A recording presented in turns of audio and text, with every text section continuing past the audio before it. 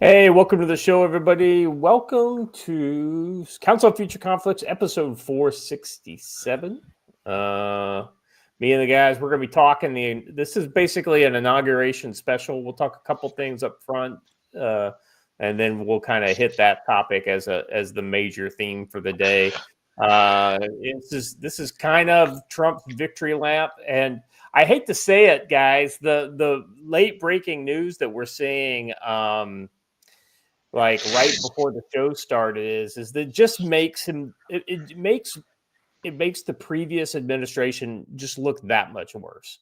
I mean, it's like they looked bad, but now it just looks worse with all these pardons that just dropped. I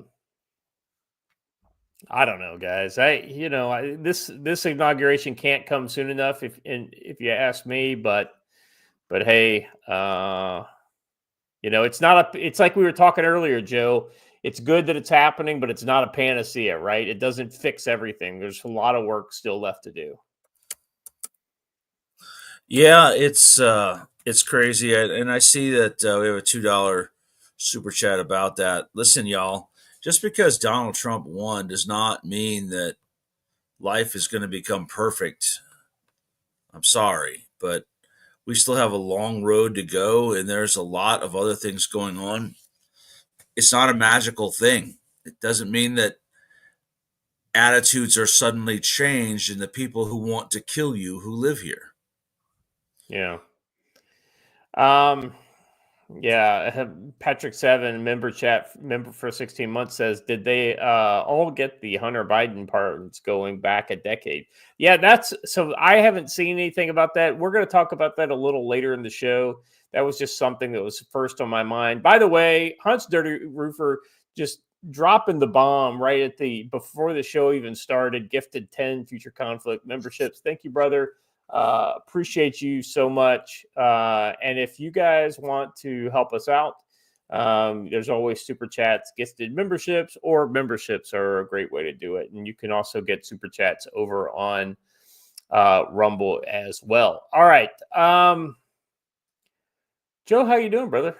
It's a little chilly there, right? It's a little chilly. It's -7.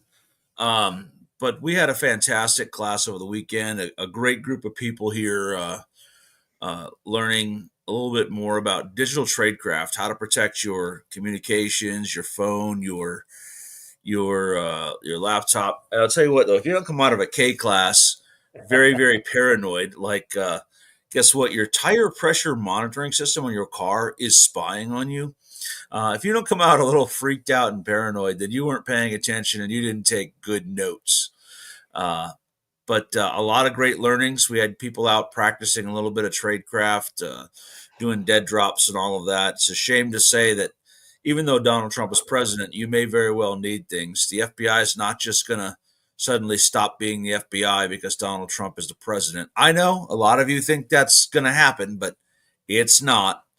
So you have to understand where you are and that the Trump election actually raises your risk level. It doesn't lower it. And I know I'm killing your hopium high, but it's Yeah, it's Lance the Corporal truth. better I for mean, we two have to live in dollars. the real world. Yo, stop killing my hopium eye, bro. There's going to be a lot of folks who, right around March 15th, March 20th, are going to be like, huh, we're still all doing the same stuff and nothing has really changed substantially. So, Yeah, no, I mean, I think you're right on the money there, Joe. I mean, I think let's be honest. Is Trump a net good, a net positive for us in this country? I think the answer is yes. yes, Is he but the I made the point over the weekend with the bunch of people who were here that the days of the president actually running the country ended right around the end of George Washington's second term. And the entrenched deep state pretty much controls what damage a president can do. And I don't know how to explain that better to everyone than the fact that Donald Trump once ordered the United States military to leave Syria. They are still in Syria today. Yeah, that's right. And there it'll be telling some of the things that he does. He has promised a lot of day one changes. So we'll be getting into that as well in the inauguration special. Before we move on to that, Watcher, how you doing, brother? Doing good. Still pre-caffeine, so might be a little quiet until I finish getting the brain jump started, but doing good. Very good, very good. I'm glad to hear things are going and well in your neck of the woods. It's how cold is it there, Watcher?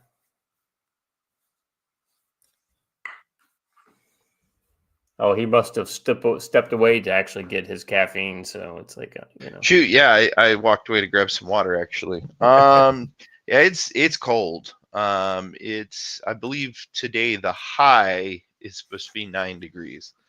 So classic. And Joe, you said you're -9 this morning, right? -7, but yes. -7. Oh boy. I mean, I'm suffering at 1 degree centigrade here, so not so bad. Watcher's not the one with the Shrek onesie, by the way. Rowan, it's me. I was wearing my Shrek onesie earlier. Nice. All right, let's jump into our first odds and ends here. So this is one hat tip to our good buddy Old Hong Kong. He's the guy who kind of shared this with us. This is so if you see the tweet is below it, and most of the pictures are in the tweet, and so I'll just read the story here, and you can share the images from the tweet. Chinese shipbuilder Hengge Heavy looks to hire 30,000 for new China shipyard. Construction. Listen to this, Joe. This shows the next level that China's on. Now, there's reasons why they can do this that we can't do, and we couldn't do on our best day because we're not an authoritarian hellscape of a government. But they said that construction of the new yard was completed in just 5 months, highlighting the Chinese builders' aggressiveness and capacity expansion. However, the ambitious project faces challenges. Chinese, and those challenges are that the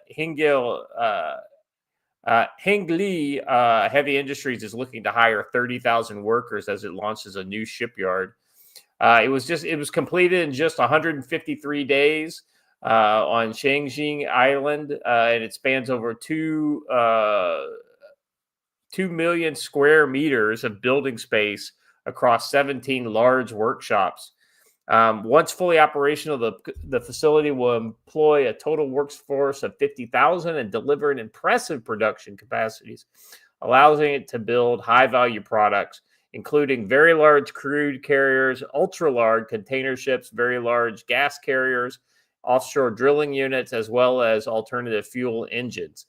Their rapid rise began with the acquisition of the dormant assets of STX in July 2022. Once the fourth largest shipbuilder, STX Group, established $3 billion in 2006 to establish a shipyard base in Dalian, but left the facility unused for a decade.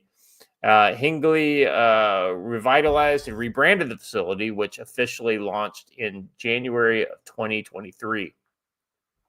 Joe, 153 days to build an entire shipyard. We couldn't do that. No, because we don't use slave labor, and the Chinese do. Right. Like I said, the reason they can do it and we can't is because it is a authoritarian hellscape. That's the reason why the old Soviet hero projects, right? Where right, they bring in all the prison labor and all that kind of stuff, and have them do all kinds of stuff. And the problem with you using that kind of labor is you get what you pay for. And that was one of the things that they proved with a lot of those Soviet projects is there was a lot of, quality control issues and defects in manufacturing of the, just the parts. If I was planning on a war and I only needed it to build a couple hundred ships real quick because I know it's going to get bombed into oblivion in about 90 days, yeah. Do I care that much about all that?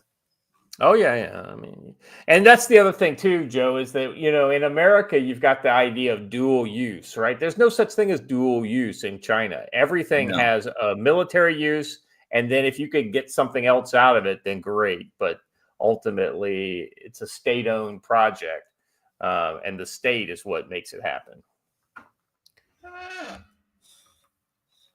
The latest available data from Hingley shows that by October 2024, the company had secured 140 new buildings orders worth approximately 10.8 billion, spanning bulk carriers and the various types of ships. Despite its rapid expansion, Hingley faced internal challenges. Less than 10 days ago, the company dismissed their deputy general manager, who oversaw ship sales and marketing. The company's founder was taken over by Zhang, responsibilities to ensure a smooth transition during the company's shipbuilding ramp up. There's speculation that the dismissal of Zhang, a seasoned executive with experience at China Shipbuilding Industry Corp, may be linked to low pricing of container ships orders placed by a Mediterranean shipping company.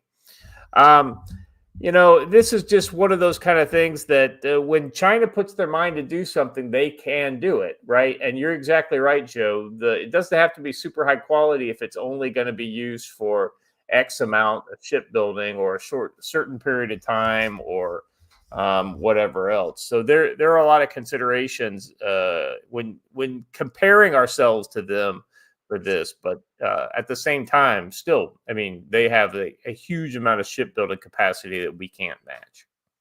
I know they say, oh, they turn out crappy ships. Okay, but if a crappy ship sinks your aircraft carrier, it is still sunk.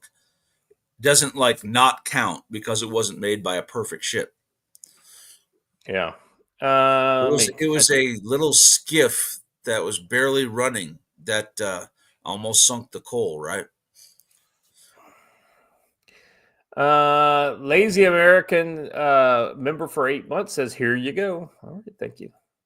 Penis Shades Helicopter Tours for $5 says, those innocent of treason and sedition shouldn't need a pardon. Crimes against the Constitution shouldn't be allowed to get pardons and should be ignored. Let's see. Peter Chase Helicopter Tours member for 8 months. What makes me a better American than Milley, Fauci, and the January 6th seditionist? I have never done anything I need a pardon for. Ignore these pardons. Yeah, I think we'll see the constitutional limits of a pardon challenged sometime here in the next 4 years. I don't know that that'll be a priority of the administration, but I think it's something they will probably end up looking into. But we also have to think about this and temper it. If you say, okay, we get to ignore Joe Biden's pardons, then the next person gets to ignore Donald Trump's pardons. So, everyone wants to make Trump the guy who gets to do everything, but doesn't want any other president to ever be able to do the exact same thing back. The pendulum always swings back at some point. Yeah, I think that's an interesting point, Joe. I mean, there's two sides to a blade, right? Yeah. And this is a perfect example of where be careful with what you wish for, you just might get it. That being said, I do believe there are some legitimate limitations on the pardon power of the president. For instance, these broad sweeping, time framed, pardons, I think, are a little on the suspicious side. There's some other things too. It'll be interesting though to kind of when they parse through this problem. I think where the thing needs to come in is two things. One is the mental faculties of the person issuing it, so that's kind of an important thing. The other thing is that what is the legal basis for a pardon when someone has not been charged with a crime at all? Or there's no indication that they may have done a crime. Correct. Although in the case of Anthony Fauci, there's plenty of indication that he has committed some crimes. Yeah. Funny thing though, a presidential pardon does not apply to the ICC. So. All right, guys. Anything more on just the general idea that China is able to just rock and roll on their industrial capacity in a way that the United States can at this point? Joe, you think that there's a kind of like I don't know, some sort of silver bullet that the U.S. has in its back pocket that will allow them to close the gap at all here? Through technological innovation or some other type of No, there's no magical bullet that's going to make us equal and put an end to their goals. I suppose war is the magic bullet, but I mean, because you could essentially put a bomb in their capacity, and bringing them back to parity, but that's probably not the right answer. No threat of prosecution does not mean the Fifth Amendment doesn't apply. The Fifth Amendment always applies. I'm sorry. All right, let me read this first, and then I'll let you respond. Phil Coggins, $5 says, hold them in front of a new committee, make the hearings public. No threat of prosecution means no Fifth Amendment protections. Declassify everything. So I don't think that the problem with not being able to plead the Fifth Amendment is that you have to have some sort of leverage in order to get them to testify in the first place. And if they have a pardon, you don't have any leverage. No, the amendments apply, again, government behavior, not your behavior. You still cannot be compelled to testify against your own self-interest. You just cannot. That's what it says. Yeah, I think the argument is that if they ask you to say something that would fall in under the pardon, then you can't. That's not against your self-interest. Then theoretically, then I can testify, but I still cannot be compelled. That's literally the words that are used in the Constitution. Right. Yeah. That's what I mean. But you may choose to protect somebody else, and because they can't charge rights are you. Not conditional, Pinochet. Rights are not conditional. They are rights. Yeah, that's not how that works.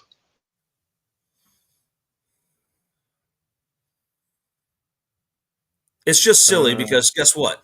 They're never going to do that. No matter how much you want them to and how cool it would be, they're not going to do that. So it's academic at that point.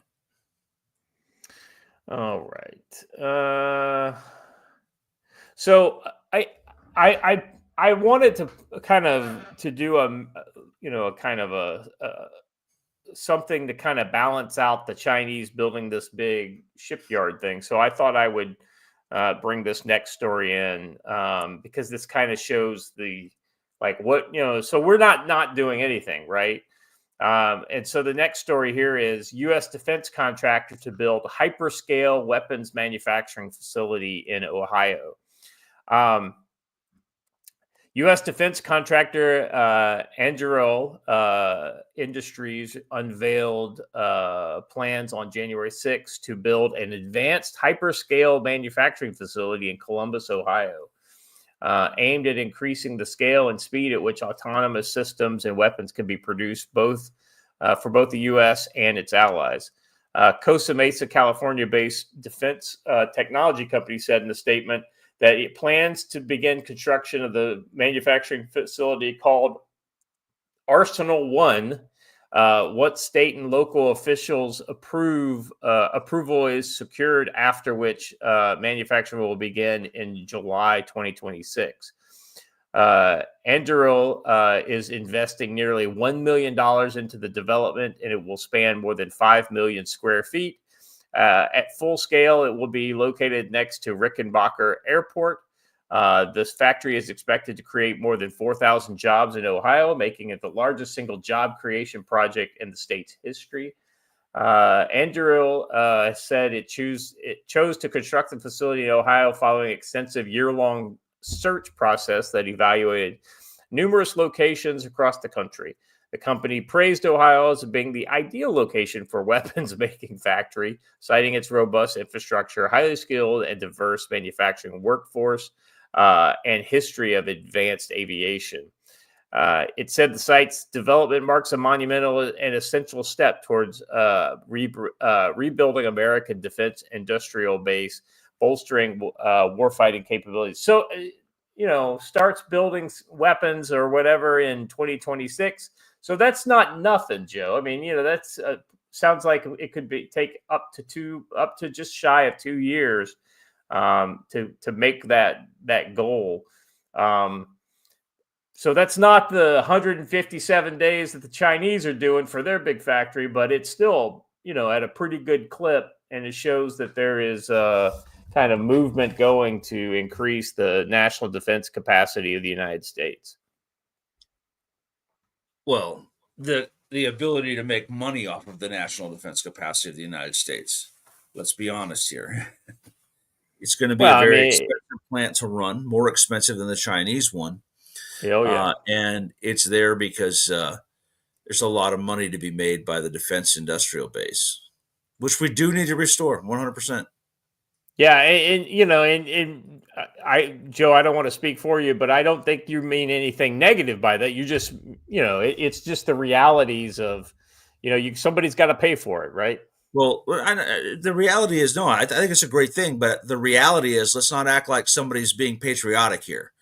They're doing it for the potential to milk the U.S. government of a whole lot of money. So, well, that's the reality of a capitalist system. I mean, that kind of goes with the territory. And good for them. And you could also say that actually is one of the strengths of the system. I mean, when there is a need, somebody, it's kind of like build it and they will come, right? The whole Field of Dreams metaphor for weapons. Yeah, but if you think American weapons are expensive now, wait until they have to be made of all American components. They're going to be a lot more expensive. It says here, this is the governor of Ohio, Mike DeWine, saying, at this critical moment in time, our country needs rapid technological innovation, and Anduril will deliver using Ohio's skilled, hardworking labor. The future of American air power will be made in Ohio.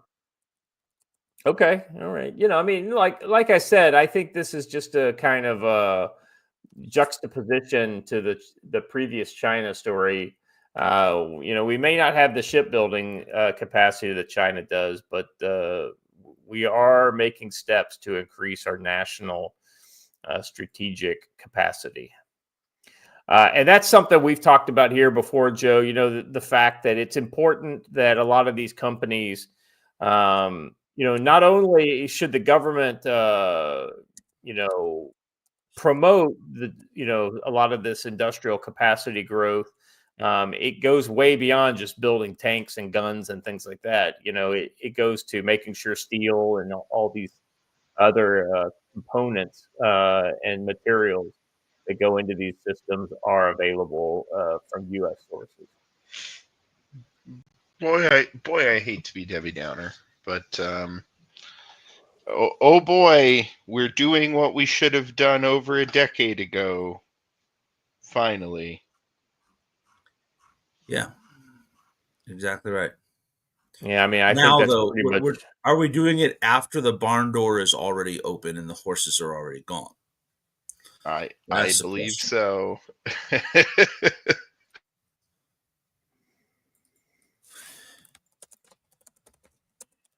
I was wrong earlier. It is actually -7 here at the moment. Look at you. You and Joe are dueling negative Fahrenheit thermometers. No, it's not negative. It's realism, bro. We have to live in the world as it is, not as we want it to be. Who are you talking to, Joe? You. What are you talking about? I said dueling -7-degree thermometers. Oh, I thought you said dueling negativity. Oh, yeah, no. Yeah, we both just got... I thought that you were talking to the chat again. I'm like... No, I'm talking to you. He's over there, and he's over there and protected from the cold by the ocean zone. I know, right? I mean, it's... No, he's when over it's there cold in protected by Korea, the it's warmth pretty of cold. the North Korean nukes. That's Keeps it exactly warm. right. The nuclear is. pile keeps us warm over here. Do you guys ever read about those freaking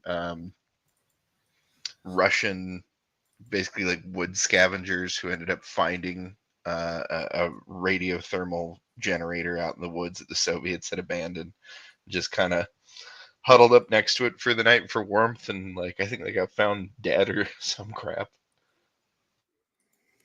No, I had never heard of that. But it wouldn't surprise me that a Soviet RTG leaking rads that would be par for the course, I think. All right. Yeah, I think that's something that we haven't seen a whole lot of people focusing on just the defense industrial capacity, both in the kind of the more generic kind of industrial production, like shipbuilding and automotive and in refinement and things like that, but then more specifically, other types of defense industrial capacity. I think that's one of the things that we've been pretty consistent since the beginning of the show is focusing on, and hopefully we are now going to see a new era where they're focusing on that. But you're right, it may be too little, too late. All right, moving on to our final story. So this will be a little expanded for a odds and ends. Guys, I want to talk about Red Note. So TikTok got nuked the other day, and all of a sudden you had all these. No, it did not. Donald Trump saved it at the 11th hour last night. Gave it a 90-day stay of execution. It was off over the weekend though, so it wasn't until he did something here at the last. Yeah. So you have, I guess, when did it turn off? Was it last week, middle of last week, or was it Friday? I can't remember exactly when. Friday. I wouldn't know because I do literally nothing with TikTok. So yeah, the only reason I know is because I started seeing all these posts on X about Red Note, and people talking about people going over Red Note, and so I thought this is a Libs of TikTok account here. I mean, a post here. It says American TikTokers are flocking to the new CCP at Red Note, where they are getting red propaganda about how great life in China is. So I thought we could play a little bit of this. U.S. government, you done fucked up. U.S. government, congratulations. We didn't need China's propaganda. You pissed us off so bad we went running towards just their everyday life videos. And that is so attractive, we didn't even need the propaganda ones. We just noticed the price of their groceries, the quality of their school, the paid for lunch and the full lunch hour at work thing. And seriously, some of their lobster udon noodle situations are cheaper than a Big Mac. U.S. government, which you got is all some propaganda, by the way. We're seeing videos and their life is looking so much better than ours. You might see the videos where they eat. Well, Right. but also, this is just a liberal woman who can't self-regulate and doesn't realize that all social media is propaganda. Like, right? Nobody's life on Instagram is as good as they're making it look in that Instagram reel. In China, only a certain class of people is allowed access to anything that ever leaves China. So the videos that you're seeing on there are the select few. They are the elites. They're not the everyday Joe who works in a factory. Yeah. It's just, it's silly. It is propaganda. They just don't think it is. Watcher, can you put the third link on there of those three links? Could you do the third one? It's a similar type of video, but it's a lot easier on the eyes. And this one, this is from the account Amuse. It says Chinese Communist Party is celebrating the ban of TikTok as American influencers move over to. That's not even Red a real Note. face, just so you know. Oh, I know. well, I don't know about it. It's not real. I think it's a filtered face, like all these. For my Chinese Yeah, friend, those I are just not want to tell real. you some discussions Americans are having right now. All of us agree and are astounded at how cheap and affordable your groceries, housing, and cars are. I have been watching Pause, you guys' pause. grocery haul videos. It's amazing that she's focusing on the exact same things: the price of the groceries and the cars, and you know, it's almost eerie how they're focusing on the exact same things. Go ahead.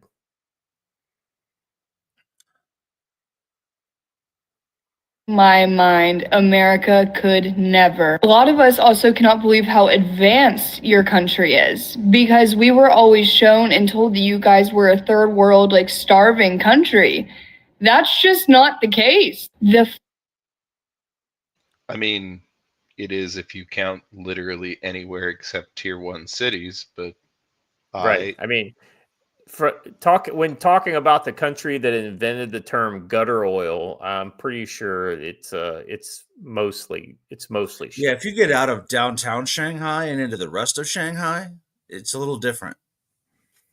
fact that 95% of you guys own homes is mind-boggling. It is like seriously almost impossible to own a home anywhere in the US. You have to work immensely hard. How about y'all's law school is like $800 a year, and I think that your homeless rate is like 0.18%. Push pause. I think people living in They don't have laws in China.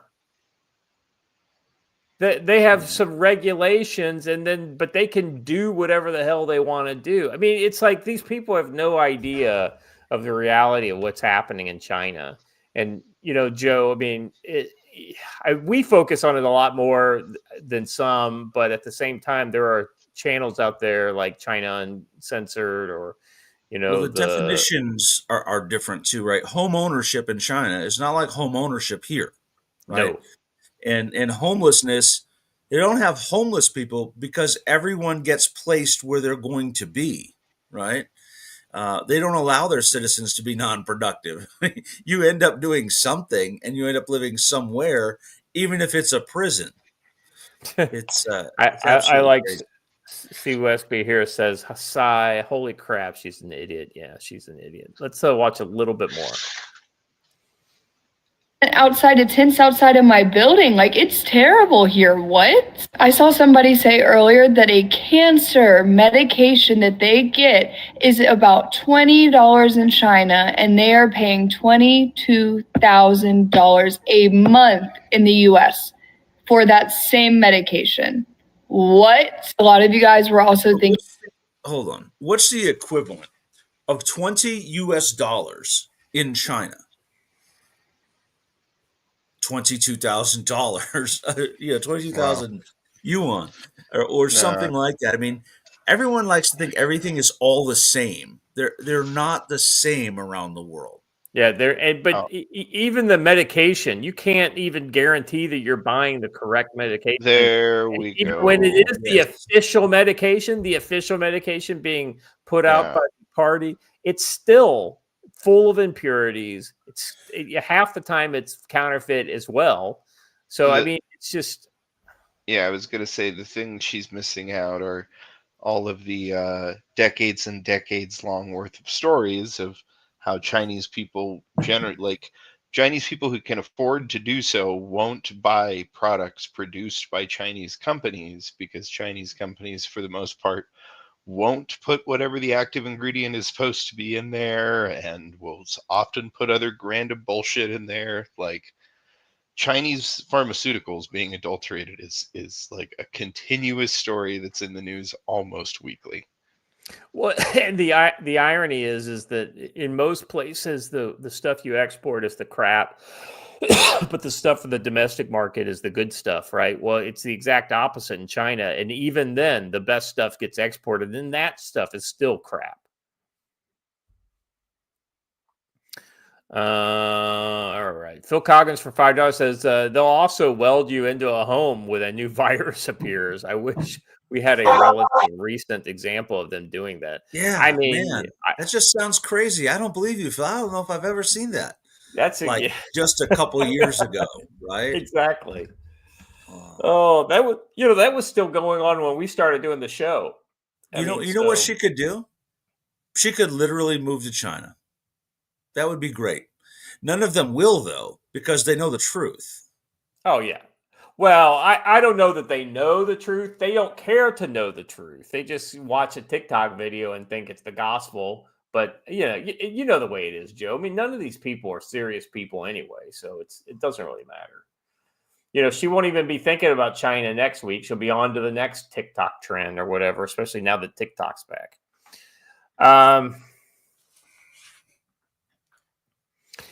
You know what? All I'll right. be honest.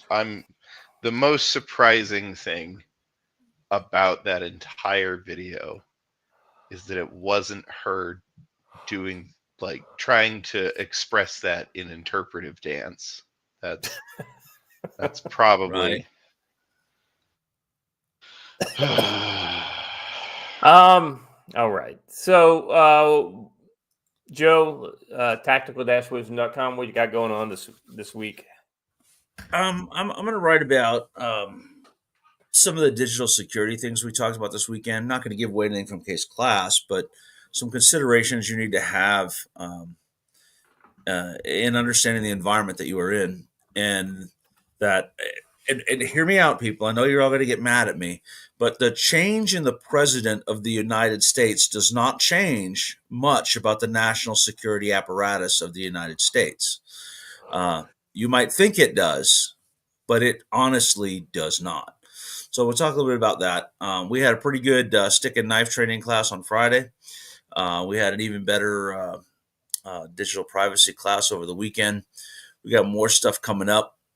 So watch for an article on that. And then the next big push is getting down to the Brush Beater Training Center, where I'm going to teach field craft February 18th through the 20th. Spots are still available in that, but it is filling up quickly. So if you're going to come down there, you should probably let us know so we can get there. And I've sold a couple spots in the March Community Security Ops class here at Camp Ponderosa. So just because the weather might still be cold doesn't mean we don't train. We got to make it happen. And another thing that I wanted to work on was an idea that I had over the weekend while we were training. When America was founded, every adult male in the country would spend 1 day a week training with the fellow members of his community for the defense of that community. It's not too much to ask that once a month you get together with some of your fellow people and get out there. Treat it as sort of being in the National Guard, right? You are the National Guard. You are the unorganized militia of the U.S. You should be getting together with like-minded folks every month and doing something, getting together to train on some skill and doing something. And we're going to be talking about that here in the next few days. Yeah. Also, oh, by the way, I wanted to throw it up there for my locals followers. How do you guys feel about a live stream this Friday night? We'll make something happen. I've got a couple of topics I want to talk about. So just let me know over on locals if you want to do that. Sounds cool. Let's see. We got a member chat from Stormy here, member for 28 months. What do y'all think about these last minute Biden purchases? We're going to be talking about those here in this next segment, the inauguration segment. So we'll be talking about that there. Facing Fauci, Miller, and the January 6th committee. Disgusting, but very telling. Yeah. Like I said, we're going to talk about that. All right. And guys, I don't know about you. I've had my X feed kind of open while we've been doing this show. Very negative responses from from most folks over there on X. They're not fans of this whole pardon deal. You think? Look. I mean, look. It's not like I said that. Basically, either this would happen, or even if they went to court, the courts would just throw it out. I don't know why anybody's surprised at this point. All right, let's do it this way. Since Trump is incoming and Biden is outgoing, let's do the pardons first, and then we'll get to the Trump stuff. I think that's maybe an easier way to do this, at least. And then that also kind of goes directly to what Stormy was just talking about here. So if you would watch you can either look at the reorder on the show notes, or if you just want to try to, I'm going to go to the Zero Hedge story first. All right. Yeah. Not that one. That's the one under the pardons. Yeah. Where it says pardons Fauci, Milley, January 6th committee. We really do make a plan, people. We really do. Well, believe it or not, we're running late for a reason. All right, here we go. I think this is the right one. I believe in the rule of law, but Biden preemptively pardons Fauci, Schiff, and Cheney, Milley, and more. Just as we suspected this would happen.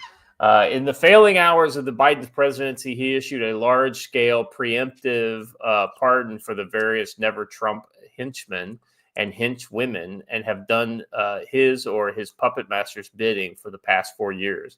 As AP reports, it's customarily for a president to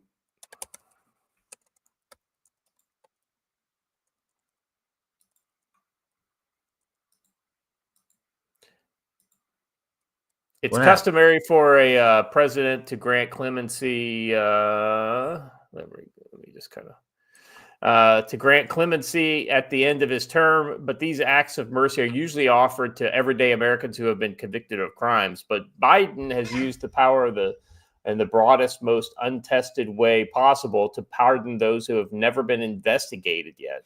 And with acceptance comes a tacit admission of guilt or wrongdoing, even though those that have been pardoned have not been formally accused of crimes. Here, Biden. So, this is at least a perception that, yeah, you got something to worry about, right? If you got nothing to worry about, then you don't need a pardon. If I think you have something, if I thought Joe was a bad guy and he had done some things that maybe I was not aware of, then yeah, maybe if I were the president, I would give Joe a pardon. But I don't think Joe would have ever done that. So it would never cross my mind to give, Joe or Watcher pardons, because you guys haven't done anything wrong. So these pardons don't occur in a vacuum. It's not just a president sitting at his desk, twirling his pen, saying, I think I'm going to pardon this guy, that guy, and the other.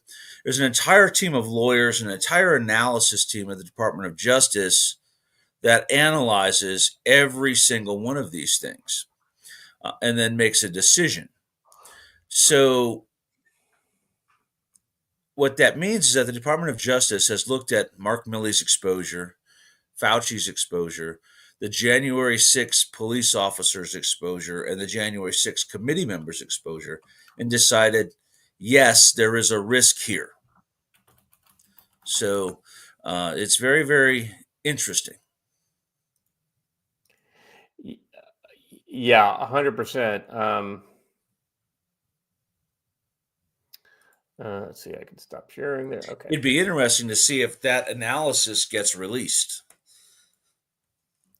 Yeah, that's exactly right. And I don't know that unless it's just personal papers or it's correspondence.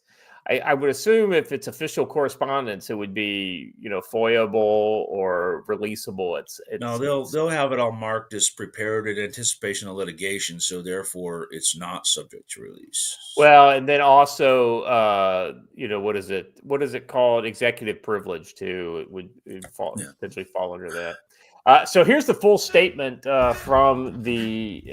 I don't know that I want to read this whole thing, but let's see. Our nation relies on dedicated, selfless public servants every day, and they are the lifeblood of our democracy. Yet, alarmingly, public servants have been subjected to ongoing threats of intimidation for faithfully discharging their duties. In certain cases, some have been threatened with criminal prosecutions, including General Mark Milley, Dr. Anthony Fauci and other members of the staff of the Select Committee to investigate the January 6th attack. The public servants have served our nation with honor and We have to distinction. stop saying January 6th attack. I know it's in the story. I'm but- just reading it, Joe. Yes, I got you. I agree with you. Do not deserve to be targets of the unjustified and politically motivated prosecutions. You know, in a way, I think it's important for us to let people know that that's exactly the way, you know, the president thinks of these people. You know, not to get him off the hook. General Milley served our nation for more than 40 years, serving multiple commands and leadership posts and deploying to some of the most dangerous parts of the world to protect and defend democracy. As chairman of the Joint Chiefs of Staff, he guided our armed forces through complex global security threats and threatening, blah, blah, blah. Fauci, they say the United States is safer and healthier because of him. I don't know about that. I have a question. Actually, I think that's probably the exact opposite. Go ahead, Joe. What democracy are we protecting in Syria, defending in Syria? I don't know. Have you got ahead of me? Did I miss something here? It said in there, defending democracy. That Milley was defending democracy.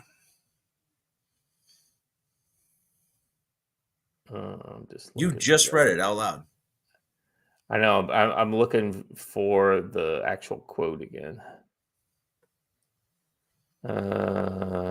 Complex global threats. Defend to protect. Yeah. So the most dangerous parts of the world to protect and defend democracy.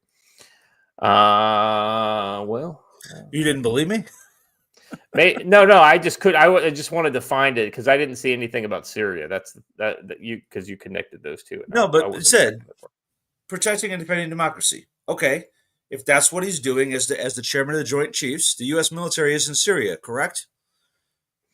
Yeah, I mean, what democracy are they protecting and defending there? Who voted for that? No one. Nobody. The answer is nobody, and that makes the whole statement garbage. So, that I do not dispute. On January 6, 2021, American democracy was tested when a mob of insurrectionists attacked the Capitol. Joe, can you believe this shit? That's terrible.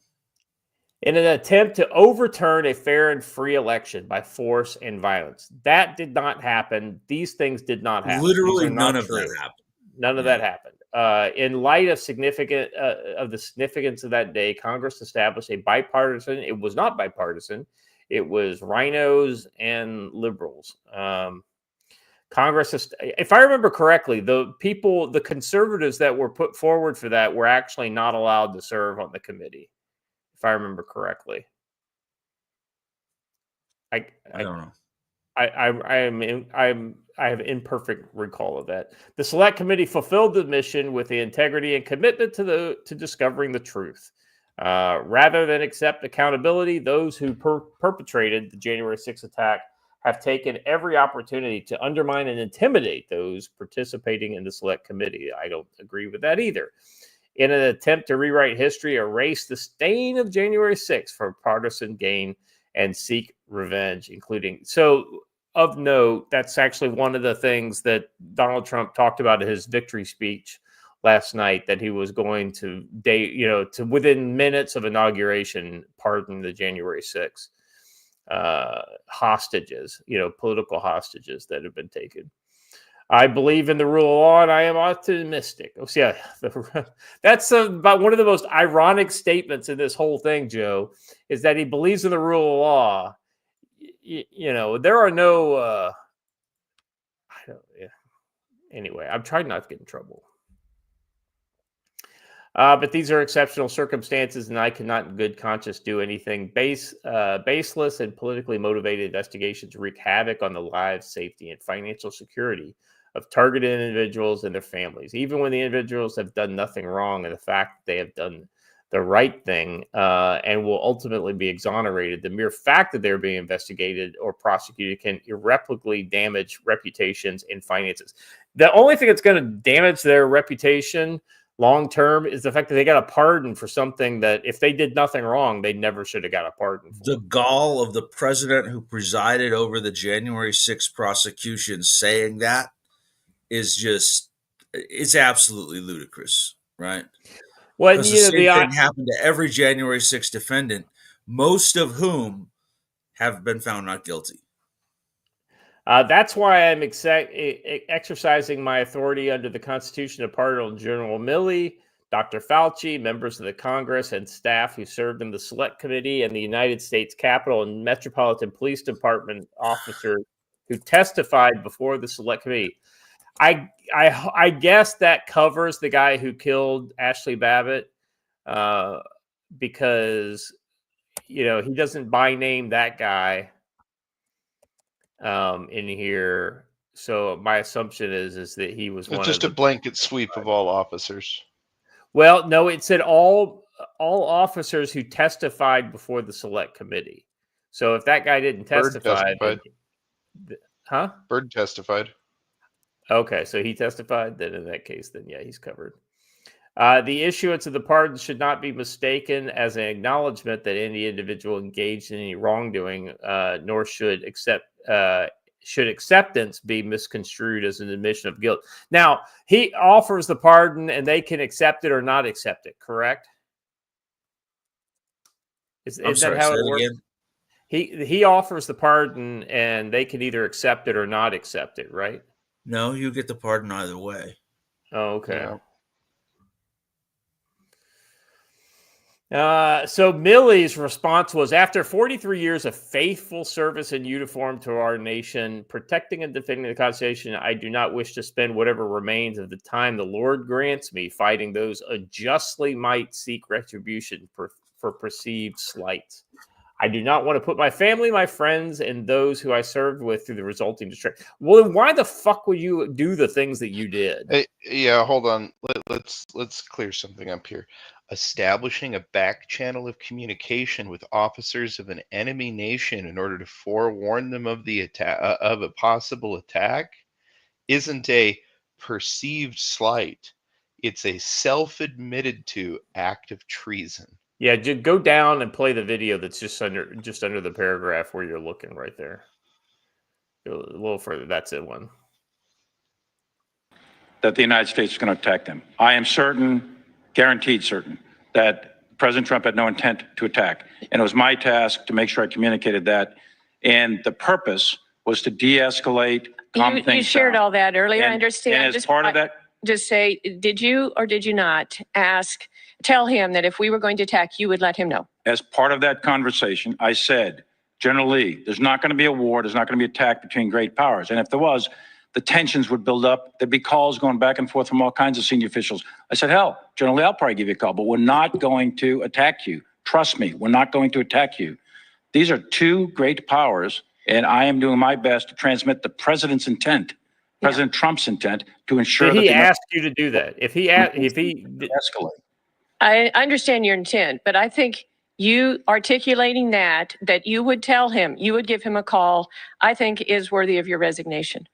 I just think that's against our country, that you would give our number one adversary that information and tell him that. When there's a bully who wants to take your lunch money at school, you don't tell him that you're not ever going to punch him in the eye, right?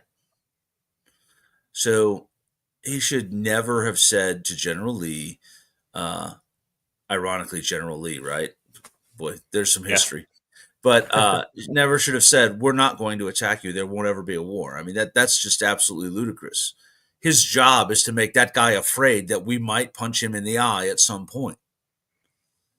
When broken down to its most basic level, right? That's the job of the Defense Department. Make people believe that if you attack us, we will punch you in the eye. We don't go around telling them, no, we're not going to do that. So evidently, yes, the Supreme Court precedent, there's a preemptive pardon must be accepted and is admission of guilt. That's interesting. Okay. Yeah, I mean, that makes sense, I guess. Let me move on down to the next bit here. It says, while most breathtaking sigh of release, it will be interesting to see what Kinzinger do. So this is a quote from Kinzinger, I guess. Actually, is it in the clip here? All right, yeah. Play this clip. Pardons for the January 6th committee members, including yourself? No, I don't want it. Look, here's the You thing. don't want it? No, because the second a pardon is issued, and look, I understand the theory behind it, because Donald Trump has clearly said he's going to go after everybody. And it's not going to be for the January 6th investigation. What they'll do is they'll weaponize other investigations. They'll look into everything and start an investigation that'll end up coming to naught, force people to pay money. This happened to Brad Raffensperger in Georgia, as he was forced to defend himself. But the second you take a pardon, it looks like you're guilty of something. I'm guilty of nothing besides bringing the truth to the American people and in the process embarrassing Donald Trump, because for 187 minutes he sat there and did absolutely nothing and showed how weak and scared he truly was. So no, I don't want it. And, the bottom line is, if he wants to bring up January 6th again, we've had all this talk about how we're moving on from January 6th. And trust me, Anderson, I would love to. Like, my life has been defined by this for 4 years. But if he wants to bring it back, I will be happily talking about everything the committee did and learned and What some people may not realize is you're saying you don't want a pardon. Fighting whatever might come your way can cost you and your family, hundreds of thousands. Yeah, you think about it, and this happened with. Good that it will cost him a lot of money. Okay. So I think he'll take it though. Now that it's actually there. When it's a hypothetical, it's easy to kind of say, oh, I wouldn't take it. But now that he actually gets it, I bet he takes it.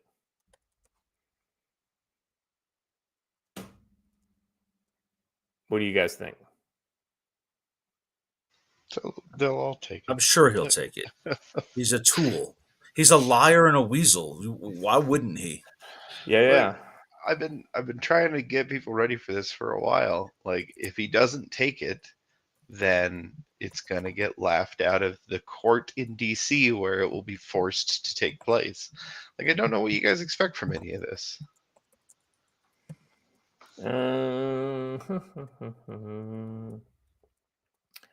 Let's see. Did we have Adam Schiff? Adam Schiff said on CNN there would be it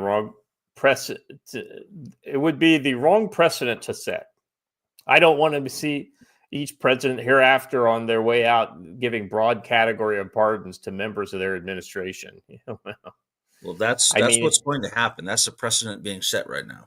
Well, and and because the Democrats are the ones that actually set the precedent with all the lawfare, Trump will end up having to do the same thing potentially when he leaves office. Assuming that he's not being replaced by another friendly administration. So. Get ready. This is the way forward. And then, of course, the old Biden tweet down there at the bottom. This is a great kind of way to kind of punctuate this whole thing. No one is above the law except for Joe Biden, Hunter Biden, Mark Milley, Joe Fauci, and all the January 6th committee members. And then, this is the Nazis were just following orders, and so were Biden's criminal henchmen, all of whom just got pardoned. Biden, alarmingly, our public service have been subjected to ongoing threats for discharging their duties. This is the betting to see who gets pardoned. Was there anybody that you expected to get a pardon that didn't get one? Well, I don't know about who I expected to get a pardon and didn't get one, but I'll tell you who apparently expected to get one and didn't is the Vindmans. Oh, the Vindmans, yeah. Mrs. Vindman is on X venting her fury over the fact that she didn't get one and it was never discussed with her. So all right, let me go back and catch up. I think I got I got a member chat for 8 months for Taylor Cook. Says even the process of investigation is a risk, even if you knew you did nothing wrong. and the threat of investigations were being made, I would pardon you. So, you know, I guess the other side of this is show me the man and I'll show you the crime, right? It's like literally that you could be, you know, oh, well, maybe you didn't do anything wrong with one thing, but then you did something else wrong. And if they spend enough time. Now, I just don't see the Trump DOJ doing that, but I mean, we saw the previous DOJ do that. So, you know, because Trump is a perfect example of that. They did everything they could to find a crime on this guy. So here's the precedent, and it applies to Trump.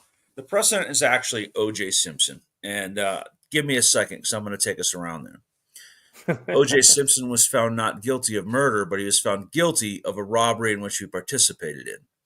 And what the judge said was, well, because he was found guilty on the murder that we all know he committed, I'm departing upwards on his sentencing for the armed robbery, or the unarmed robbery, I'm sorry. So he was given a stronger sentence than would normally be allowed for that case because we all know he did this other thing. Well, then it comes around to Donald Trump, and they find him on these absolutely ridiculous charges, and they end up upwardly deviating with his fines and things like that in order to try and punish him for things that they feel he's getting away with. Same thing is going to happen here. Okay, well, you can't get Fauci on anything that happened prior to January 20th. But in 6 months, when he swaps out a light bulb in his house with an incandescent one instead of a fluorescent one, which is a federal crime, they come for him and prosecute him over the minimum on some ridiculous thing he's done. Then that precedent gets applied to the Trump administration when they leave, and so on and so forth. And you have people getting the death penalty for jaywalking because of all of these pardons, and you can't charge them with this, so you got to find something else. This right here is late stage empire stuff. This is where, you know, societies go just prior to a collapse. Yeah, you hit the nail on the head right there, Joe. I mean, this is the kind of stuff that it's basically destroying itself from the inside, and you know, countries like China might just be better off if they identify this to just watch us destroy ourselves, which is, you know, it's kind of goes back to that collapse that's already occurring. Let me take a little time and catch up on some super chats here. Peter Chase Helicopter Tours for $5 says, Joe's right. The federal government workforce will still be staffed by 2 million guilty good guy Germans who kept their heads down and said nothing about the crimes against the Constitution for the last 4 years. Peanut Shake, again for another 5, says, Joe, some of the good ones insist that they disapprove, but they had no choice. No other choice, they said. Trust them, bro. They were just following orders. Anyone who sees Mayorkas invoke the Nuremberg defense yet? I was just following orders. That's right. One final one from Peanut Shades Helicopter Tours. Oh, these are all in Rumble, by the way. That's why they're not up on the screen. Was Garland or any CIA, FBI pardon last night? No, so I have not seen anything like not that I'm aware of. Which is interesting. The January 6th people who are just covered for the January 6th piece, I thought was actually kind of interesting. I'd want to read the actual text of the pardon to see what is covered and how blank it is. Same thing for Milley, right? You know, I'd like to see exactly what that one, you know, kind of covers him for. All right, over on YouTube, Phil Coggins for 5. The ultimate insult for Kinzinger is even after all this, the DNC gerrymandered his seat out of existence. Well, now an actual Democrat will represent his voters who were clearly Democrats because if they voted for him.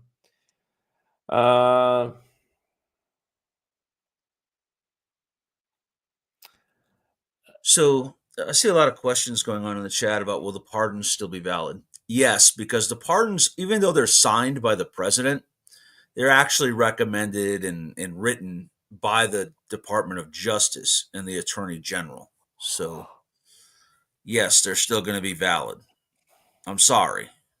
Yeah, so in order for you to go after the guy, he would have to do something else in a different period of time. Whoa, just me for whops me upside the head with $19.99, and that ain't cheap. From the Arctic hellscape of the soon-to-be deadly snow-covered Houston, Texas. Warning, do not try to drive here. The danger is not the weather or you, it's us. As a January 6th, it's a sixth generation. I'm sorry. I've had the six. You see the six, then you just go there. I know. As a sixth generation Texan, we can't drive. We can't do it. Save yourself. We're goners. Is it gonna get that bad in Texas? You guys getting another big polar vortex? Is that what it is? Yes. Well, I'm glad I left town for that one. Thank you for that very generous super chat. All right, let's jump into. There were a couple more here that I wanted to kind of cover. Let me look at these before. Okay, so the second one I already covered, so we don't need to cover that one. Oh, yeah, this is General Flynn's. So this is a response from General Flynn. But before we play that, I wanted to play a little bit of this clip that it's attached to. It's the link. I could, if you don't have it in the, if you don't have access. Yep, you got it. All right. So let's play this clip first. This is a little long, so we probably won't listen to the whole thing. It's one thing to be saying it in the heat of a campaign, but after being elected, saying that the people serving on the January 6th committee should go to jail, that obviously probably made Joe Biden more ready for those pardons. Of course, Mark Milley, he said what he said about Mark Milley. Same with Fauci and the U.S. Capitol Police. These are being offered. They're being offered. So they're being offered. That's correct. So they have to accept those. They have to accept them. Right. Oh, okay. Yeah. So the limousine ride just got more interesting. Yes, the it one did. We've been talking about that's going to be when something. President Biden and the president-elect ride over from the White House to the Capitol. The president ends the statement by saying the issuance of these pardons should not be mistaken as acknowledgement that any individual engaged in any wrongdoing, nor should acceptance be misconstrued as an admission of guilt for any offense. That was part of the reason some of these people, and we'll see if they accept these pardons, that said, I don't want a pardon. Because by accepting it, it implies that I've done something wrong, and I haven't.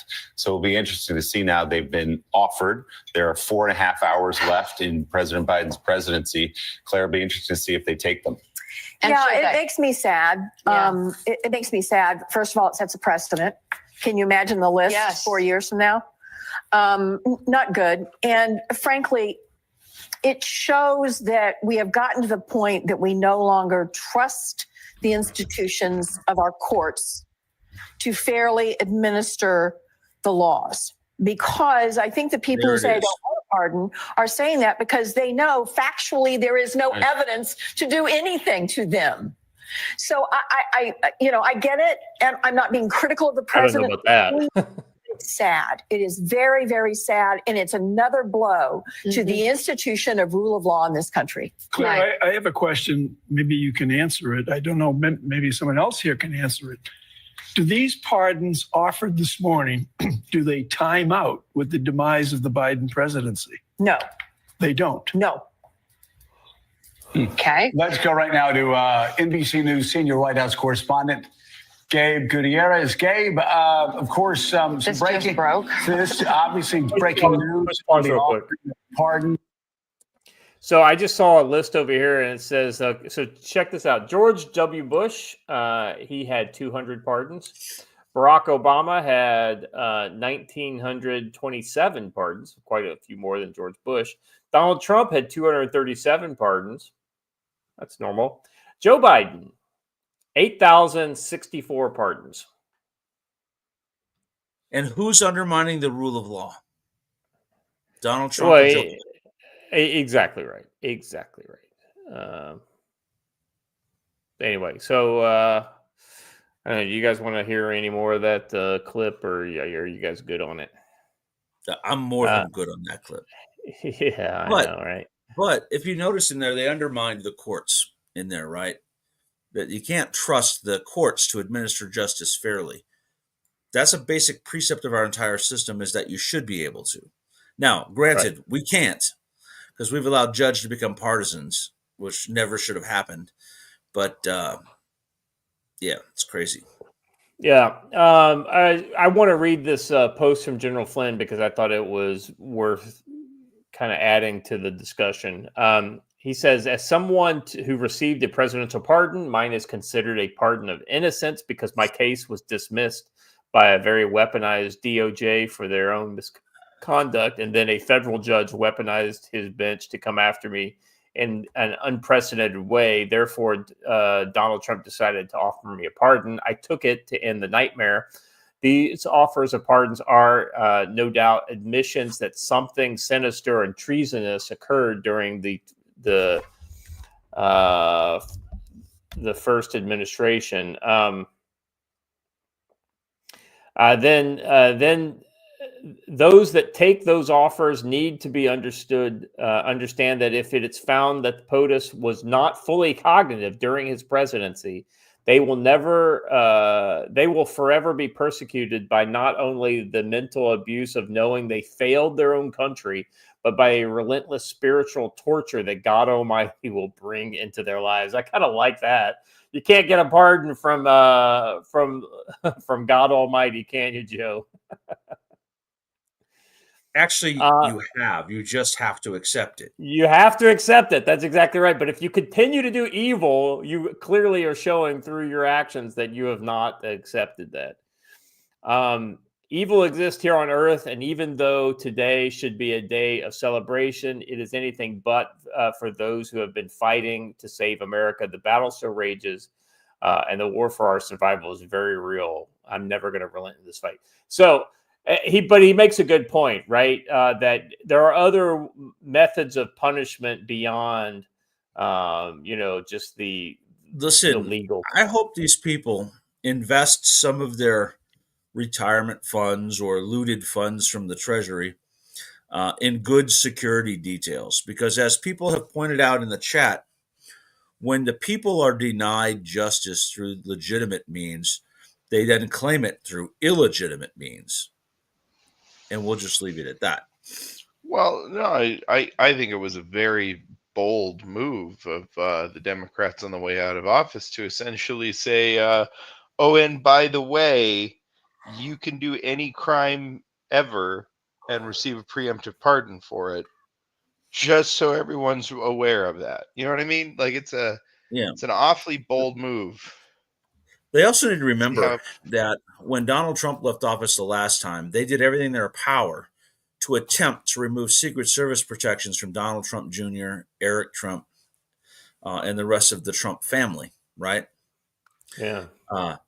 Who do you think is going to be protecting Hunter Biden tomorrow? The Secret Service, because they don't want to lose that protection. It's funny, when it's the other guy, they don't want it, but they're going to want it for themselves. And they're going to say they need it because of the risk of Donald Trump. Yeah. I know I'm supposed to be all happy today because everything is perfect now and there'll never be another struggle in our life. But sorry, guys, I have to live in the world that we actually have, not the one we want to have. Well, I like I said this, before the show, Joe. I think it's the closer we get to him being president, him actually being in the presidency is a good thing. I think he will be a net positive. We can rely on certain things improving, but once again, everything's not perfect, and you still have to maintain your vigilance. All right. By the way, it is almost midnight here, so I have a yawn pass. So you showed that one. You really missed the good storming one that said that Biden is the Oprah of pardons. You get there it is. You get a pardon. You get a pardon. Everybody gets a pardon. That's right. 8,000 pardons, Joe. I mean, that is, as my daughter would say, that it's wild. All right. It's absolutely ludicrous, actually. Let's move on. So this is a Time news story here. It says what Trump says he'll do on day one. So this is interesting, and I thought worthy of our checking it out. It says a little over a year ago, Donald Trump claimed he would be a dictator, but only for the first 24 hours of his presidency. Now, as his January 2nd inauguration approaches, President-elect plans for his first day in office becoming clearer. Trump told Republican senators that he's preparing around 100 executive orders for the first day of presidency designed to strike swiftly at the heart of the Biden administration's legislative agenda. He has spent months teasing an ambitious list of measures he would take on day one, including shutting down the U.S. border, ending the Russia-Ukraine war, and pardoning January 6 prisoners, amongst others. Look, I can undo almost everything Biden did. He did through executive order, and on day one, much of that will be undone, Trump told Time magazine. While some of Trump's first-day promises can be achieved through executive action, others may require months, even years of negotiation. A good example of that would be the war in Ukraine. Legal battles over settlement of his proposed orders are inevitable, particularly regarding issues of birthright citizenship and federal mandates on transgender rights. And it's not clear that Trump will follow through on everything he's vowed to do in his first hours back in the Oval Office. Well, Trump's plan to overhaul he was going to drain the swamp, right? I know that everyone's going to get mad at this comment too, but y'all remember when Barack Obama decided to rule by executive order, and we all decided it was a very bad thing, and it's not the way that the U.S. government was designed to work? We should maybe still feel that way, even though our guy is in office.